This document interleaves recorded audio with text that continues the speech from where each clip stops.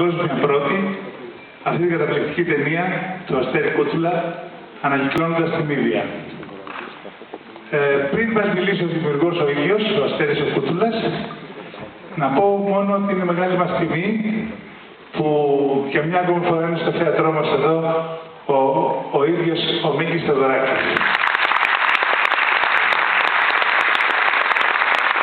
Ο οποίος έχει το λόγο. Κύριε Θεοδωράκη.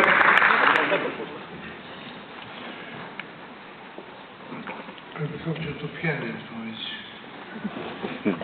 Να μπορέσει να γίνει τις ιδέες. Αγαπητοί φίλοι και φίλες, το Αιγαίο είναι μια ιδιαίτερη θάλασσα. Γιατί τα κύματά της είναι γρήγορα και συχνά. Έτσι, αν δεν έχεις το κατάλληλο πρόγραμμα και την απαιτούμενη πείρα, γρήγορα ανατρέπεσαι και πλήγεσαι. Το ίδιο συμβαίνει και με τα γεγονότα. Δηλαδή, τα κύματα της ζωής στην Ελλάδα. Είναι και αυτά πυκνά και ανατρεπτικά. Τη μια μέρα σε υψώνουν στους ουρανούς και την επομένη σε οδηγούν στα Τάρταρα. Έτσι, ο ελληνικός λαός από αρχαιοτά των χρόνων έμαθε τη μια μέρα να πανηγυρίζει πανευτυχής και την άλλη απελπισμένος να πλήγεται. Όταν έγραφε την ίδια ο Ευρυπίδης, οι Έλληνες βρίσκονταν στα Τάρταρα του εμφυλίου πολέμου, του Πελοποννησιακού. Τι ήθελε τάχα να πει τότε στους Αθηναίους, βάζοντας μια βάρβαρη να ασφάλισει τα παιδιά της για να εκδικηθεί τον άφηστο μωρέα τους, τον αλαζόνα Έλληνα Ιάσονα. Ποιοι είναι σήμερα οι αλαζόνες και ποιοι οι βάρβαροι που σκοτώνουν τα παιδιά τους και ποιο είναι τάχα το ιστορικό διδάγμα. Φυσικά στην ελληνική τραγωδία η δράση δεν είναι αστυνομική. Τα γεγονότα δεν αναδρούν την καθημερινότητα και οι ήρωες δεν είναι νευρωτικοί πελάτες των ψυχιάτρων. Οι νόμοι που την καθορίζουν δεν είναι οι νόμοι των ανθρώπων, αλλά οι νόμοι των θεών. Δηλαδή οι αιώνιοι νόμοι που εκφράζουν το άβατο μυστήριο της λειτουργίας. Γι' αυτό ακόμα και χίλιοι σημερινοί ρεπόρτερ δεν φτάνουν με το μικρό δάκτυλο του Ευρυπίδη. Και εμείς σήμερα, οι μικροί και φτωχοί, οι ασήμαντοι Έλληνες, καταφεύγουμε στον Ευρυπίδη για να θυμίσουμε στους αλαζόνες του καιρού μας ότι οι νόμοι τους είναι σαν τα ξερά φύλλα που περιμένουν το ιστορικό άνεμο να τα σκορπίσει πάνω από την άβυσσο του τίποτα. Είπαμε πριν ότι οι Έλληνες έμαθαν να χαίρονται και να υποφέρουν, να πανηγυρίζουν και να πενθούν αδιάκοπα εκατοντάδες χιλιάδες χρόνια. Στο τέλος του πολέμου, τότε, οι αλαζόνες Σπαρτιάτες νικητές είχαν στρατοπεδεύσει έξω από την Αθήνα. Σε μια σκηνή συγκεντρωμένη, η στρατηγοί των νικητών, γύρω από τον βασιλιά της Σπάρτης, αποφασίζουν για το τέλος της Αθήνας. Άλλοι ήθελαν να την κάψουν και άλλοι να την εξαφανίσουν, καταστρέφοντας ακόμα και τα θεμέλια των ναών και των κτηρίων της. Εκείνη ακριβώς την κρίσιμη στιγμή, ένας χορός έξω από τη σκηνή άρχισε να τραγουδά ένα χωρικό από μια τραγωδία του Ευρυπίδη. Μέσα στη σκηνή έπεσε μεγάλη σιωπή. Στο τέλος, ο βασιλιάς της Σπάρτης, ο μεγάλος αλαζόνας νικητής, μίλησε και είπε: πώς είναι δυνατόν να καταστρέψουμε μια πόλη που γεννά τέτοιους μεγάλους ποιητές? Έτσι σώθηκε η Αθήνα. Με ένα τραγούδι. Το ίδιο κάνουμε και εμείς σήμερα με τη βοήθεια του Εδρυπίδη. Γιατί στο βάθος αυτών που θα δείτε και θα ακούσετε βρίσκεται η φωνή του στρατιώτη και το χωρικό του μεγάλου ποιητή που παράκουσε τις ψυχές των αλαζόνων και τις έκανε να ακούσουν τον ήχο των όνων που εκφράζουν το άωτο μυστήριο της ζωής. Έφυγαν από το χάος και κερδίθηκαν από την άμμωση της αρμονίας. Από την πλευρά μου είναι αυτές οι σκέψεις που με οδήγησαν στη σύνθεση της μουσικής της Μύδιας. Γιατί φιλοδοξούσα να ανακαλύψω μουσικά τον πυρήνα του έργου. Και με αυτά τα κριτήρια είδα και εξετίμησα τόσο τη χορογραφία του Ρονάλντο Ζανέλα, όσο και τη δουλειά του Αστέρη Κούτουλα. Δεν τοποθετήσαμε εμείς τη Μύδια στην πλατεία Συντάγματος, αλλά τα γεγονότα. Σήμερα η Ελλάδα είναι ξανά θύμα ενός νέου πολέμου που την έχει οδηγήσει στα τάρταρα. Ο λαός μας πονάει και πάλι. Οι αλαζόνες και πάλι χαίρονται και σαρκάζουν. Τρέφονται από τη δυστυχία μας. Η Μύδια πήγε μόνη της στο Σύνταγμα, τον οφαλό της νεότερης ιστορίας μας. Και σε λίγο θα σας κοιτάζει με το περίγανο βλέμμα της. Όχι μόνο εσάς, αλλά όλους τους ανθρώπους, όλους τους λαούς και προπαντός εκείνους που δεν γνωρίζουν ότι σε λίγο θα γίνουν φύλλα ξερά στη διάθεση των ανέμων της ιστορίας, που για μια ακόμα φορά θα τους παρασύρει και θα τους ρίξει στην άβυσσο του τίποτα. Στο φιλμ που θα δείτε συνεργάζονται καλλιτέχνες, ηθοποιοί, τεχνικοί από όλη την Ευρώπη.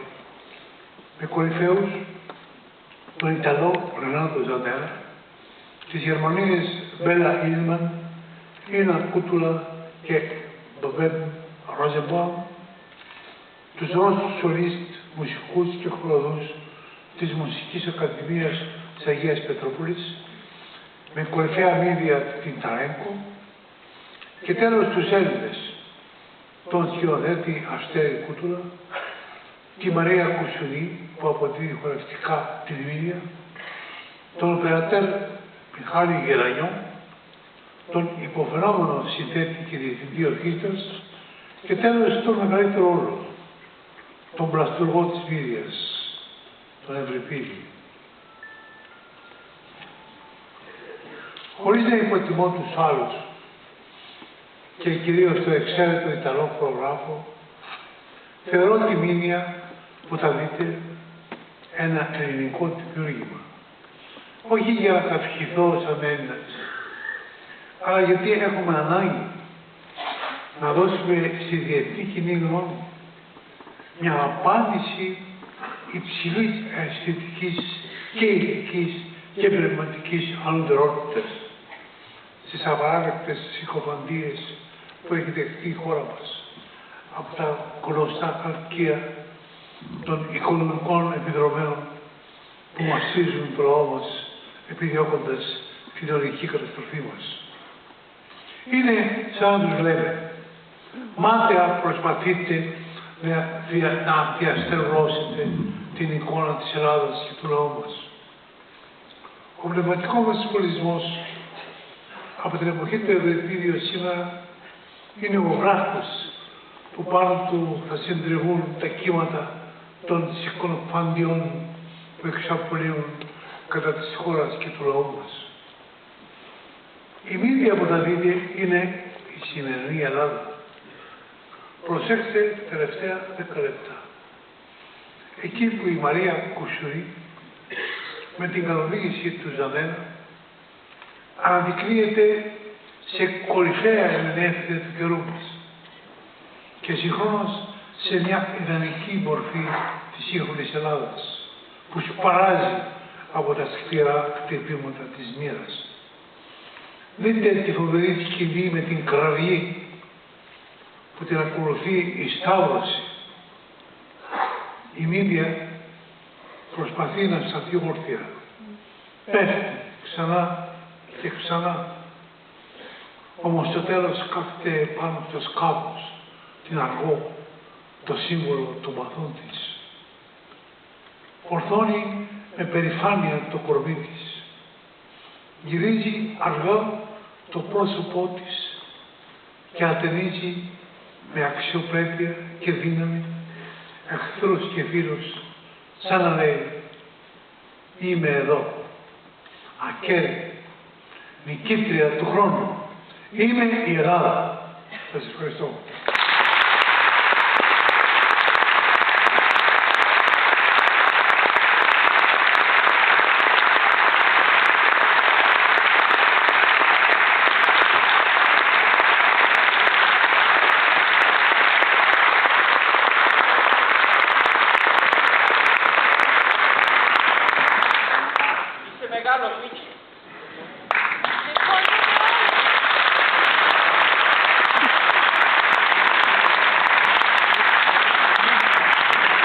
Καλησπέρα σας. Ευχαριστώ θερμά τον Μίκη για τα λόγια του και το ότι δέχτηκε τόσο θετικά το αποτέλεσμα της συνεργασίας μας αυτής. Ευχαριστώ επίσης τον Μιχάλη Αδάμ και όλη την ομάδα του Badminton που μας έδωσαν τη δυνατότητα να κάνουμε την παγκόσμια πρώτη της ταινίας μας στην Αθήνα. Αυτή η πρεμιέρα έπρεπε να γίνει εδώ στην Ελλάδα και το γιατί θα το καταλάβετε βλέποντάς την. Εγώ δεν θα σας πω τώρα τίποτα για την ταινία μου, διότι θα τη δείτε ευθύς αμέσως και θα έχουμε τη δυνατότητα αμέσως μετά για μια συζήτηση που θα συντονίσει ο Παύλος Τσίμας. Θέλω μόνο να σας θυμίσω την πλοκή του αρχαίου μύθου που ήταν η βάση της τραγωδίας του Ευρυπίδη. Όταν ο Ιάσονας, αρχηγός της αργοναυτικής εκστρατείας, έφτασε στην Κολχίδα, η μάγισσα Μύδια τον ερωτεύτηκε και έθεσε στην διάθεσή του όλα τα μέσα της τέχνης της, ώσπου ο ήρωας να αποκτήσει το χρυσό μαλλοδέρας. Ύστερα από αυτό ακολούθησε τον εραστή της και για να αργοπορήσει τον πατέρα της, ο οποίος τους καταδίωκε, τεμάχισε τον αδελφό της και σκόρπισε στη θάλασσα τα μέλη του. Ο πατέρας τότε εγκατέλειψε την καταδίωξη για να περισυλλέξει τα μέλη του σφαγμένου παιδιού του. Η Μύδια και ο Ιάσονας κατέφυγαν στην Κόρινθο, όπου έζησαν για ένα διάστημα ευτυχισμένοι, μέχρι ότου ο Ιάσονας εγκατέλειψε τη Μύδια για να νηστευτεί τη Γλάφκη, κόρη του βασιλιά της Κορίνθου Κρέοντα. Η Μύδια χρησιμοποίησε τα μαγικά της φλήτρα για να εκδικηθεί την αντίζηλή της, τη Γλάφκη, της έστειλε δηλητηριασμένο χιτώνα σαν δώρο για το γάμο της με τον Ιάσονα, ο οποίος χιτώνας έκαψε τόσο τη Γλάφκη όσο και τον πατέρα της, τον Κρέοντα. Η εκδίκηση της όμως δεν σταμάτησε εδώ, αλλά έφτασε στο πιο αποτρόπαιο έγκλημά της. Σκότωσε τα δυο της παιδιά, τον Φέριτα και τον Μέρμερο, που είχε αποκτήσει με τον Ιάσονα και δραπέτευσε μετά στην Αθήνα, όπου ενώθηκε με τον Αιγαία. Στη ταινία τώρα θα παρακολουθήσουμε την παράσταση του μπαλέτου που χορογράφησε ο Ρενάτο Ζανέλα, βασισμένος στη μουσική του Μίκη Θοδωράκη για την όπερα Μύδια. Ο Ζανέλα ξεκινά την αφήγηση της πλοκής από τη στιγμή που ο φόνος των παιδιών έχει ήδη συντελεστεί. Με ένα άλμα στο χρόνο, ο Ζανέλα ξεδιπλώνει μετά, βήμα-βήμα, όλη την αλληλουχία γεγονότων που οδήγησαν τη Μύδια να κάνει ένα τόσο αποτρόπαιο έγκλημα. Την προδοσία της από τον Ιάσονα που της ανακοινώνει ότι την εγκαταλείπει για να παντρευτεί την κόρη του βασιλιά, τη συνεχή της ταπείνωση από το σύζυγό της και τον βασιλιά της Κορίνθου, τον Κρέοντα, την είδηση ότι θα την εξορίσουν απομακρύνοντάς την από τα παιδιά της. Έτσι παίρνει την απόφαση να εκδικηθεί τον άντρα της με έναν τρόπο φρικτό και αδιανόητο. παρακαλώ πολύ να χαμηλώσουν τα φώτα της αίθουσας. Σας ευχαριστώ.